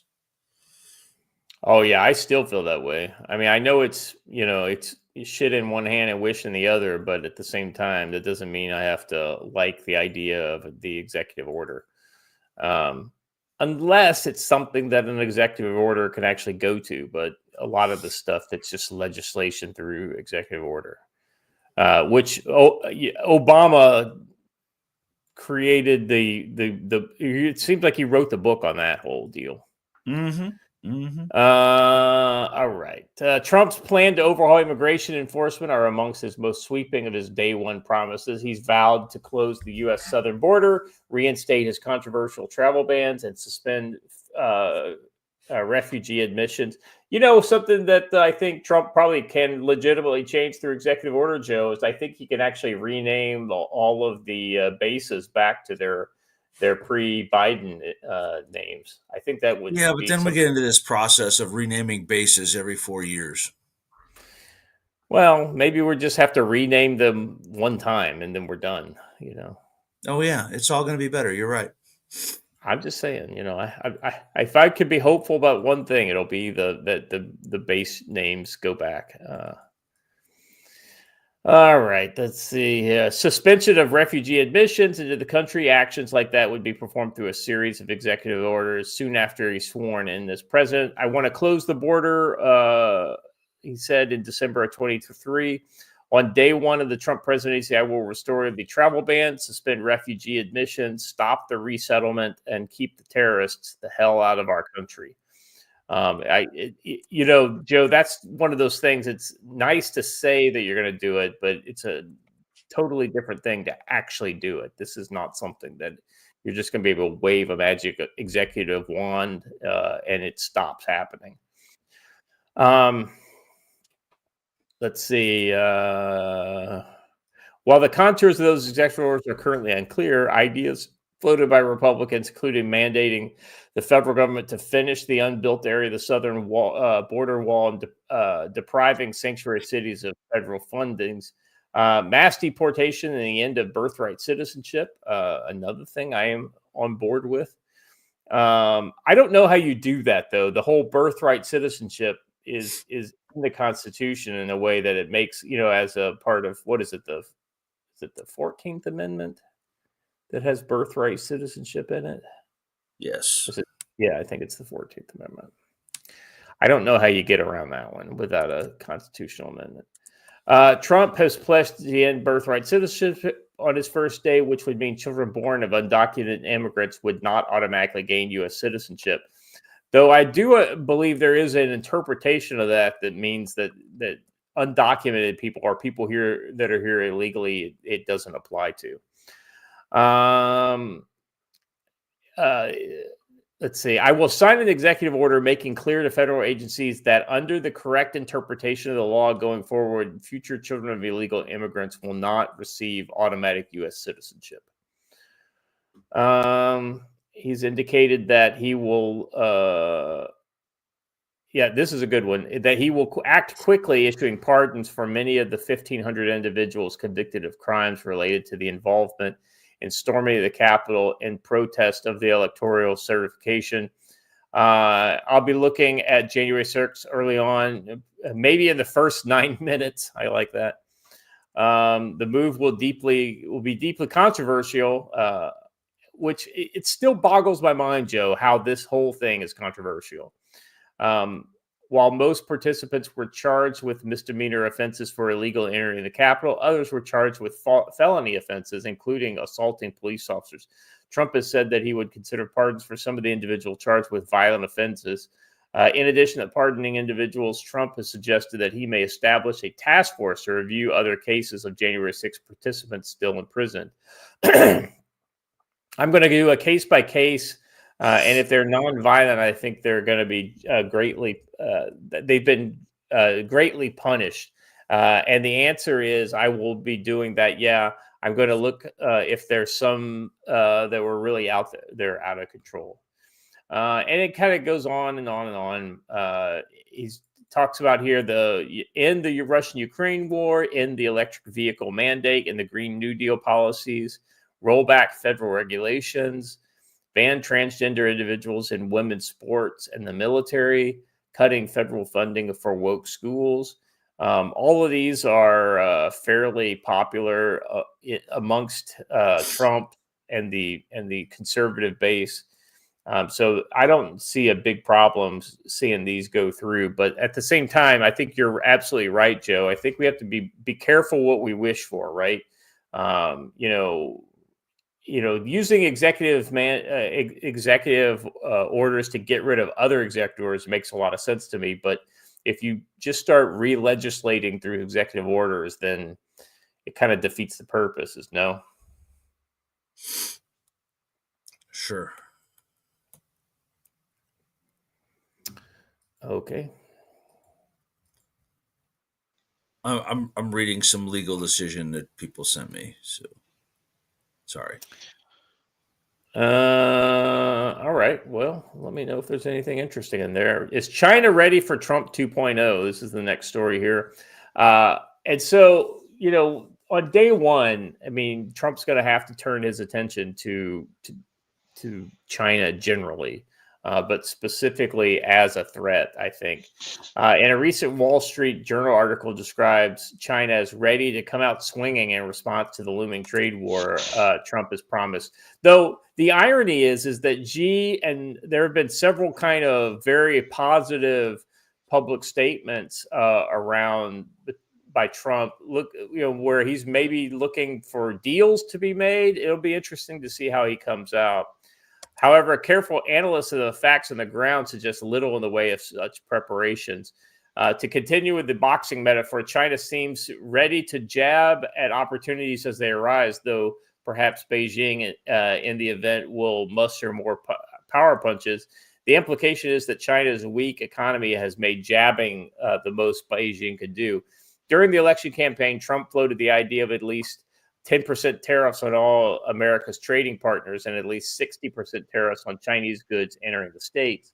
Of late, some ambiguity about those figures have emerged as Trump's spokesperson people have spoken of additional tariffs of 10% where China is concerned.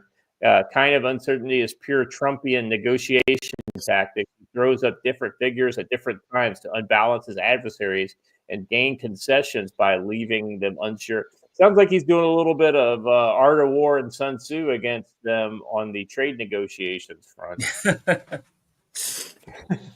Keep your enemy off balance and attack where they are weak. if the Chinese authorities don't know what level Trump will set tariffs at, they know for sure the tariffs that Trump imposed on Chinese imports at 2018, 2019 during his first term will remain in force. The President Biden criticized these tariffs during the 2020 presidential campaign, and his trade representative explained that he kept them in place to pressure Beijing to abandon the unfair trade practices that prompted Trump's tariffs in the first place. So that's interesting, right? It's literally Trump's tariffs are still on the CCP. So anything that he does will be in addition to things that he did previously. So, guys, I mean, where do you think we go with China? Does Trump try to play them soft and then kind of ramp things up, or does he come out of the gates swinging and hitting them where it hurts when it comes to trade? I mean, what's your kind of take on that? I'm sorry, say that again. The more what? Do you think that he's going to be softer on trade against them, and then potentially if they are intransigent, then he basically ramps up from there? Or do you think he'll come out the gate swinging I think that you're right on that. I think that his opening positions are unnecessarily harsh so that he has room to come off of it. Yeah. But if they push for more, he will go back to the higher standards. Absolutely. And in all honesty, China deserves it. But the problem we have is that we're so dependent upon them that we don't really have a lot of leverage unless we're willing to go through some difficult times to get it.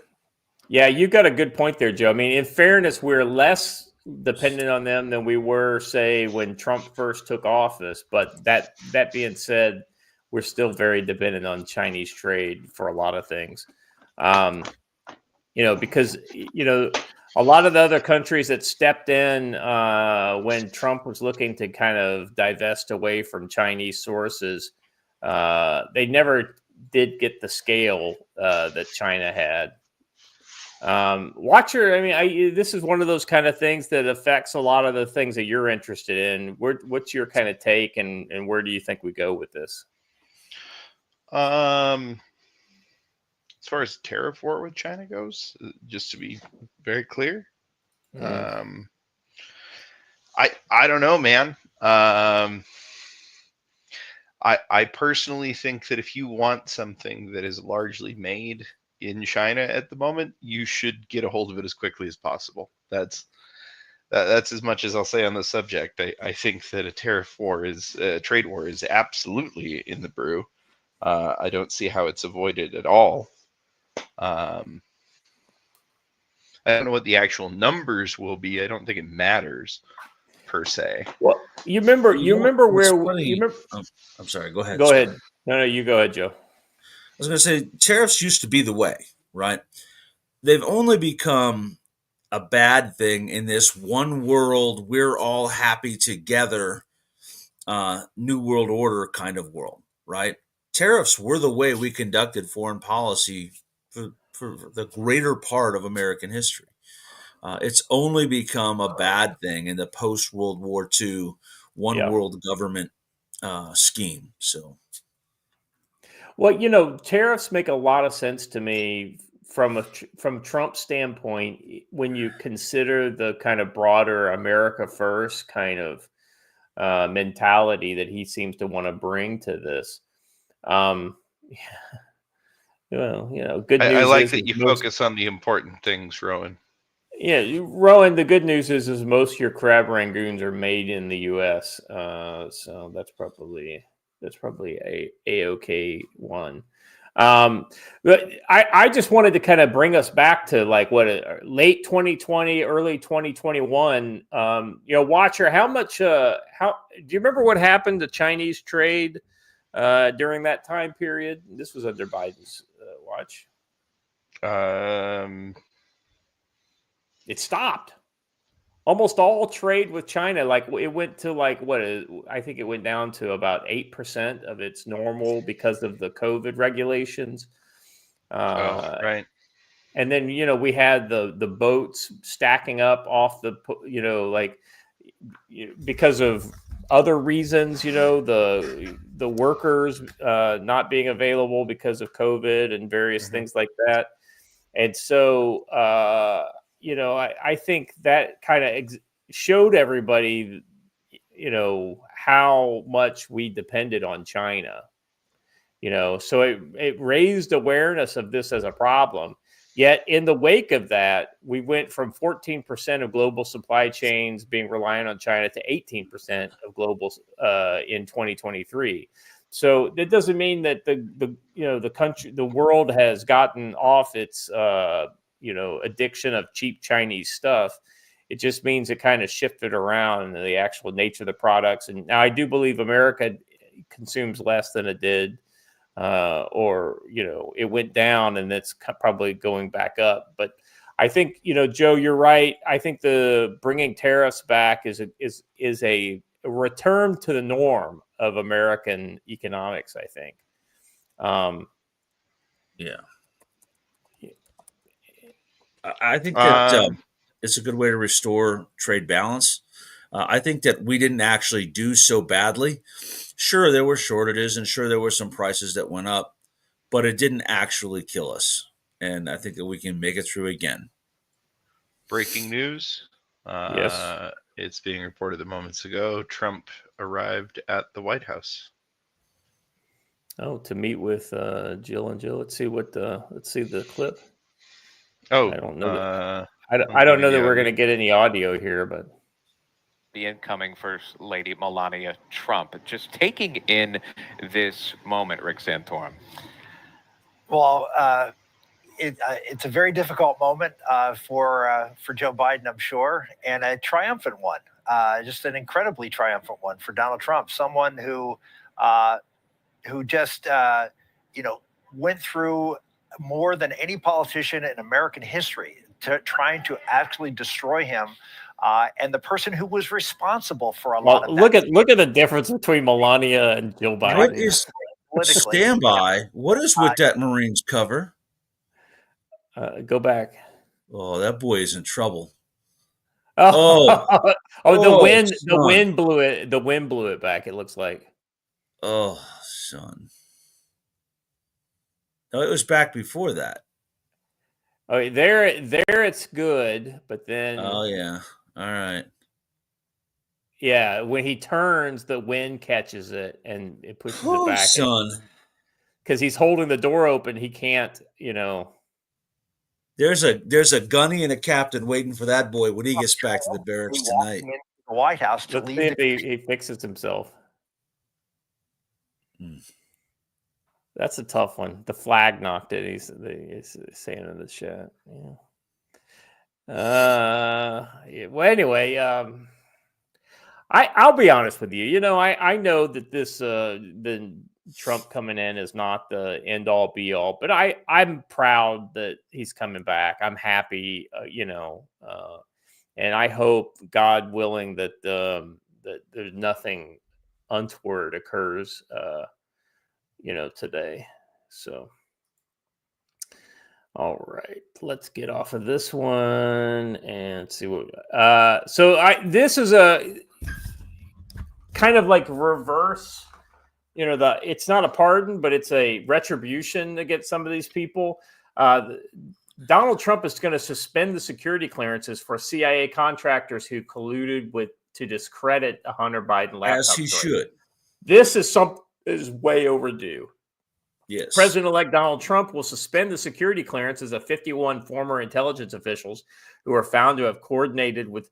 Now, let me tell you, these guys make money off of these clearances. If they don't have the clearances, they're not like doing a lot of the work and the kind of especially the consulting work that you can do. I'm reminded of all the 3- and 4-star generals that get these gigs as senior mentors and things like this for exercises. And the only reason they can do that is because they have security clearances. Not only did federal investigators eventually confirm that Hunter's laptop was authentic. Let's see. The 51 former intelligence officials' statement was a blatant political operation from the start. It originated with a call from top Biden campaign official and now Secretary of State Anthony Blinken to former Deputy Central Intelligence Director Michael Morrell. And so, yeah, this is justice, I think.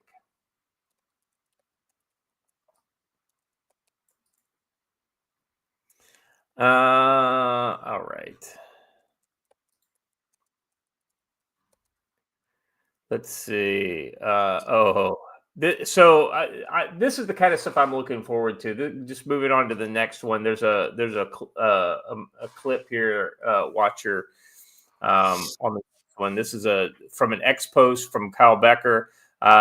Just to read the post first before we listen to the video. If you don't leave on your own, you get a 20-year mark. Donald Trump's future border czar, Tom Homan, tells Donald Trump Jr. he will implement a 20-year ban on all visas for any illegal immigrant who gets mass deported. Not a tourist visa, no work visa, nothing. The Trump administration's message is clear. Self-deport now or you're banned from the United States. If we deport you and go through a formal deportation process, you get an actual deportation order, you got a 20-year bar, which means you can't apply for a work visa, a tourist visa. If you have a U.S. citizen child, they can't even petition for you. So leave the country under your own free will. Don't get a deportation order. And you can apply for a work visa. You can apply for a visitor visa. If you have relatives that can petition for it, that can happen. But if you don't leave on your own, we have to formally remove you. You got a 20-year bar. And that's the message we need to get out there right away to the people. I think you see a lot of people self-deport because they know, okay, this is President Trump. Yeah. He's serious about this stuff. He's proved that before. So the chances are I'm going to be deported if I don't leave on my own. So we hope that helps. It messages to the people, look, we don't tear their lives apart. Deport yourself and take an opportunity. Like your dad had a great, which no one talks about. During the first administration, he came up with an immigration plan. And it talked about coming to the country based on merit, not some stupid lottery. But even in his plan, he still talked about mothers and fathers, sons and daughters. So there will be an opportunity for people to come back legally if they choose to deport and do the right thing. So I think very soon after President Trump takes office, you're going to see another plan go out that makes common sense. He even had a plan for the DACA people, but Nancy Pelosi and Chuck Schumer shut it down. So there is hope for people who want to be part of the greatest nation on earth, but you got to do it legally. And there's going to be ways to do that. Don't get an order of deportation or you lock yourself up for 20 years. I love that. And you see, I mean, yeah, I think this is good. It gives incentive to people to get the fuck out of Dodge on their own. Now, yeah, I guess there are a lot of immigrants that can't get out of Dodge on their own. Okay, got it. But if you're a low-level immigrant, you don't have family here, then ultimately, it's not a real imposition for you to leave. I mean, Joe, what do you think? You think this is, I don't think it's too harsh, but what do you think? One, I would like to know if his, and I don't know the answer to this, if his statement is actually backed up by legislation. Again, yeah, I get it. They're right. Illegal aliens have got to go. But we don't do it by making up laws and punishments as we go. We don't do it dictatorially. We use what our laws allow. The problem that we've all had for the last 4 years is the federal government's refusal to enforce the laws as they are written. So the correction to that is not to enforce them with extra, but is to enforce them as they are written, right? I believe that the actual term is a 5-year ban on reentry, but I don't know that. I think that's actually accurate as a 5-year ban. I'm just saying we can't fix the horrible dictatorial practices of the last 4 years by being even more dictatorial. Does that make sense? Yeah, I get you. I mean, if it's legal, then it's okay. If it's not, if they're just making it up, then as much as we may like it, they're still just making it up. I mean, what's worse than without rule of law? extreme rule of law. So, yeah. Well, the irony is it's kind of the worst is what you have with China, which is where you have an arbitrary kind of imposition of the desire of whatever party member has the ability to make, So I'm delusional, Freeman Gunner. Okay, I'm delusional. Cool. But hey, Scott, you missed a couple of Rumble rants. So let me get over there and get those. Thank you. Sorry, guys, I don't have my. I think my whole point, Freeman Gunner, is that we can't go back. We are in a whole new territory, but we don't win by becoming dictators on our side. That's all. Pinochet's helicopter tours for $5 says, I know Scott is tired, but you can go over the statements that tomorrow the Treasury crashes. Like there was a time bomb set to punish Americans voting for Trump. Very simple. It's not crashing. We're hitting the debt ceiling for about the 4,000th time in American history. That's all. Yeah, I think a lot of that stuff is. I'm not saying I like it. I'm just saying I don't. The same thing is going to happen as has happened, before. We've got the budget through April, and then the new budget will be passed by then. I'm sure they'll just raise the debt ceiling, or they'll raise the debt ceiling and have another CR. I know that Trump doesn't want that, but Juan Cholo for $10 said, so will the U.S. go through an imperial phase next or go straight to breaking up into a series of civil wars into many different polities, a number of which can be ruled by foreign barbarians? So how have we not been in an imperial stage since the end of World War II? I think that we are likely to be less imperial over the next 4 years, especially if the policies of the America First are actually enacted. I mean, the whole point is for us to withdraw from the imperial kind of stuff that we've been doing in the post Cold War era. I don't see. The good news is I don't see a threat of any kind of civil war, at least on the horizon. I mean, it's not that it couldn't happen. I'm just saying I just don't see it likely in the near term, given the current situation. But Joe, you got a different thought on that? Yeah, we've been kind of running the world order for a very long time. How is that not an imperial phase, right? We've invaded whomever we chose. We've opposed the invasions of others. We have set the tone for the international order for the last, 80 years. I think my point is that we've already passed the imperial stage on the whole hierarchy of collapse. Yeah, I don't know that I would so much disagree with you, Joe, that I would just kind of maybe break it into two pieces. Like you got the Cold War era where we at least gave lip service to some sort of kind of like, larger grouping, and hey, we're just first amongst equals versus like the leader.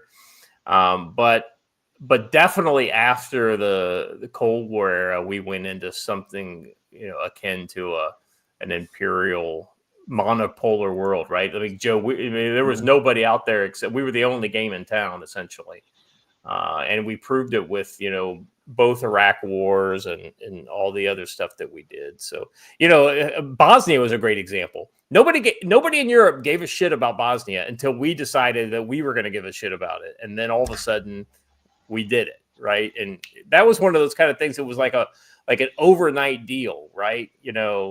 And Europe had the ability, and it was right there on their doorstep, and they did nothing. Oh, I don't know. I think Europe was involved in that. It was a NATO operation. No. I'm talking about the way, is like anytime NATO does anything, it's because the United States wants NATO to do something. I suppose that's true.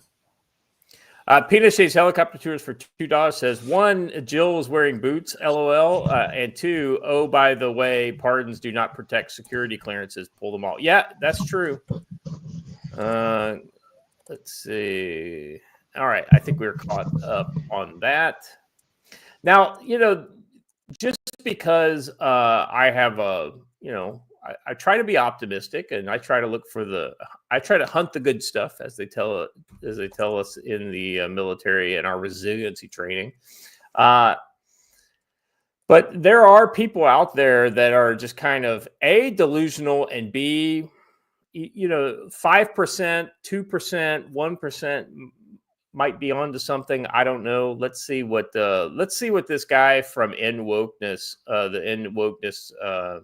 this video, what this guy says. He said they rigged the election on stage, on TV. Him and Elon. Yeah, I think that things are all like going as planned. All right, and can we just pause? Oh no, the gay guy said it. I know guess we have to give up. The phenotype is definitely not. Anyway, let's listen to whatever else this guy has to say. Play out at this pace, in this way. But it's, like that's a smoking gun for the people who still were like, oh no, like a free and fair election, he wanted. Look at what he is telling you. Like, I don't know how more clear it needs to be. The Intelligence Committee is also still meeting at midnight tonight, like in a few hours tonight, which I don't know if it's like normal for an intelligence meeting to happen, like, at midnight, the night before an inauguration. But like, that's weird to me. Like, midnight, really? Like, y'all couldn't do it like the day before, like the morning up or something. Like, honestly, that feels like nitpicking at this point. He's not going to be inaugurated tomorrow. I feel like it's going to be a crazy day tomorrow. So I feel like guy gonna be wrong today.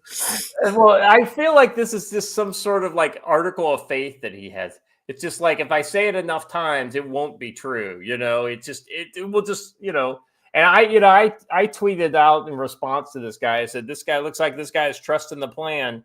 Look what that gets you, I guarantee you 4 years ago, he was ranting about election deniers and how they're a threat to more democracy. Right? Yeah. Guaranteed. Blue Anon is definitely a thing. That's for sure. All right, let's finish this up. I'm going to a just general fuck the oligarchy protest tomorrow in Washington Square Park for my New Yorkers. But yeah, tomorrow's going to be a hectic day. So remember to just breathe, sit back, and enjoy. And if you're out there getting involved, stay safe. Yeah, this is their best and brightest. Congratulations. No, that's the face. You need to understand that there are some dangerous people who are very angry and will be out and about beginning today. Oh, I agree. That's true. I mean, I'm just saying I think this is the intellectual side of the movement for sure. Well, if that's the intellectual side, we're good. That's what I'm saying. And there's been some weird stuff happening, right? Some like weird security related type of things just kind of popping up in and around the world, whether it's pretend firefighters in LA or the AC lady coming across that stuff in her, in that hotel room in Chicago, or was it hotel room or was it an apartment? Yeah. Or it's the 30,000 rounds of ammunition seized in southern Arizona. Now, clearly it's in southern Arizona, not heading to Washington, D.C., but southern Arizona is next to the Mexican border. Well, the Reconquista will not be in Washington, D.C. It will be in Arizona and California. Well, right. And I get the feeling that this is most likely a cartel related type thing, because they love their Barrett 50 cals that they fire without scopes in rapid fire mode. So yeah, this is Cochise County, Arizona. Let's say, the ammunition was found in two separate SUVs. This is, I guess this occurred like a week ago or something like that. Let's see, two different SUVs traveling on Interstate 10. Pinal County Sheriff's Office stopped one vehicle containing 7.62 by 39 ammo and a second vehicle containing 50 BMG, 50 cal BMG. Detectives at the motel also found 2 people. One was an asylum seeker out of Cuba, and the other one was a U.S. citizen from Texas. The CNTA investigators, that's the Counter Narcotics and Trafficking Alliance. This is a neat find and all that, but what law is broken here? Well, if I honestly don't know. I mean, they're probably in relation to something else. It's like if y'all think transporting a whole lot of ammo is bad, I moved from Michigan to Montana. Well, I was just gonna say, how come every time I send a runner, y'all got to stop them? This is some bullshit right here. Right. Watcher's like,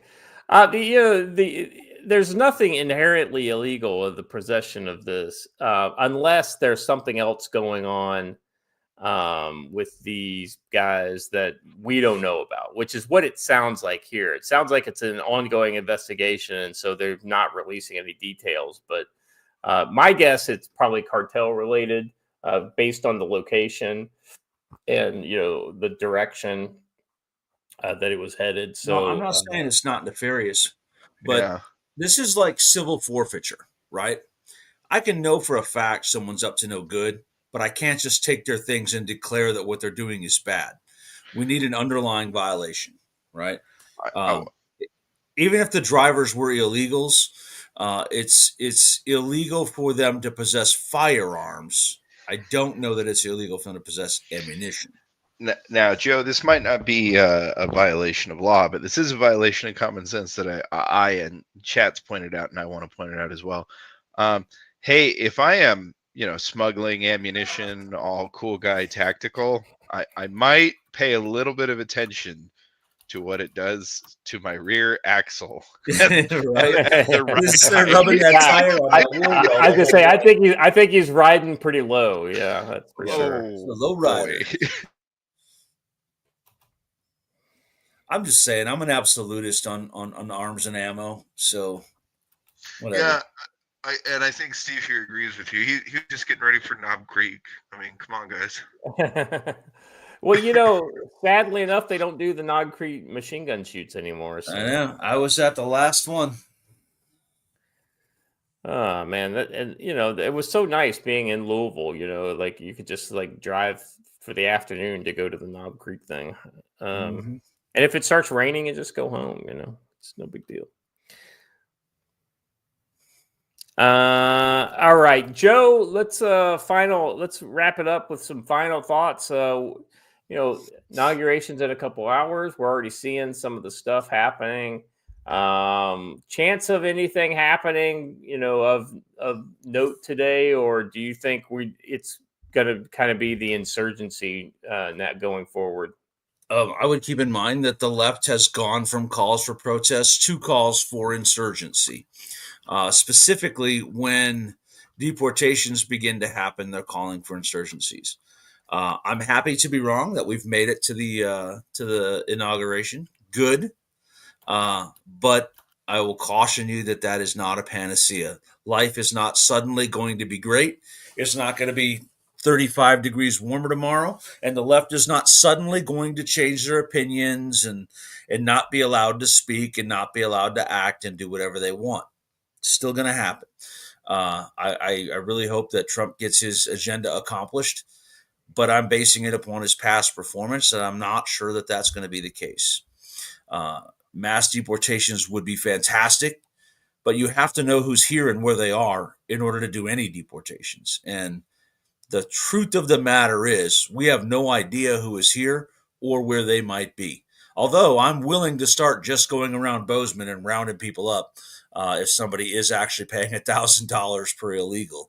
I could probably put a scratch crew together and make that happen. I was going to say, are we going into a new business there, Joe? You're right. I can hear Vaughn turning the car around and headed right back here because he just left here. So, yeah. Let's hope that it's going to be good, but I want you all to continue to be aware and be alert because the risk level actually goes up as they see Donald Trump begin to take the actions they were afraid he was going to take. It's going to drive the risk of violence up. So be prepared for it. Yeah. Watcher, what about you? Let me just take this opportunity to remind you that while we may nominally be out of the political weeds, we are not out of the weeds, folks. Like, Donald Trump being in office doesn't rewind the debt clock. It doesn't renew faith in broken promises surrounding the U.S. currency. It doesn't de-ass all the communists from positions of authority in the federal government. It's going to be a long, hard road to hoe after this. And considering what they are trying to do and what they have been trying to do for years, and how viciously they're likely to cling to power, I recommend that you reach out and start securing your family's food sources immediately. Talk with some local farmers, set up a meat share, plant a garden. It's just about time. So, yeah, that's my additional. The inauguration's here in a few, though. I wish we could do a watch party with you guys, but got things to do. You know, Pinochet, it was ironic because I literally was just reading your new Rumble rant as I saw this come across. I just wanted to let you know. So before I say my piece, Pinochet's helicopter tours for $5. There was a Chicago plot against JFK that was foiled by a housekeeper in 1963. Thomas Valley was the LHO patsy. Abraham Bolden, the first black secret service agent, was framed for speaking out on it. It's not something I'm aware of. And I appreciate you ranting over on Rumble. The fact that you're willing to support us, you know, it's very humbling. So you do it however the fuck you want. I'll do everything I can to get it. So, all right, guys. So here's my take, right? I think today's actually going to be fairly seamless. I don't anticipate any kind of big disruptions. There will be some protests. I think the weather will keep a lot of protesters. You know, the fair weather Antifa guys won't be out on the streets today because of the weather. But I think there will be people who are dedicated to the cause and will make some noise. But ultimately, it's just that making noise. That being said, I think there will be two types of kind of a Biden Democrat, right? There will be those who are scared, and that turns into either subservience or it turns into just kind of malaise on their part. And then there will be those that feel trapped and have to lash out, and that will occur through various different means. And I think this whole resistance idea that was going on during the original Trump campaign will come back, but in potentially a much more kinetic way. So the next 4 years will prove to be very exciting. It may be even explosive to that end. So we'll see. Who knows what could come out of it. All right, guys, that's all I've got for today. I know you guys are probably going to be checking out the inauguration. That's what I would be doing if I was there. That being said, I'm not. I'm here in Korea, so I will wake up in the morning and all of it will be over, like as I go into work. So should be interesting to see everything kind of in hindsight that way. Joe, thanks for being here. Watcher, same. Chat, you guys are awesome. If you haven't done it already, please like the video, subscribe to the channel, hit the bell for notification, and tell people that you're getting good info from us. I mean, this is I don't see a lot of channels doing what we do, so I feel like we're in a pretty small niche of the space. So I appreciate the fact that you guys are with us today. And, the other thing, I don't mention this enough, but there's a lot of people in the chat who have been in the chat for more than 2 years with us. And that's very humbling. So I want to say thank you to all the kind of long-term chatters. Appreciate you. All right. On that note, everybody stay safe.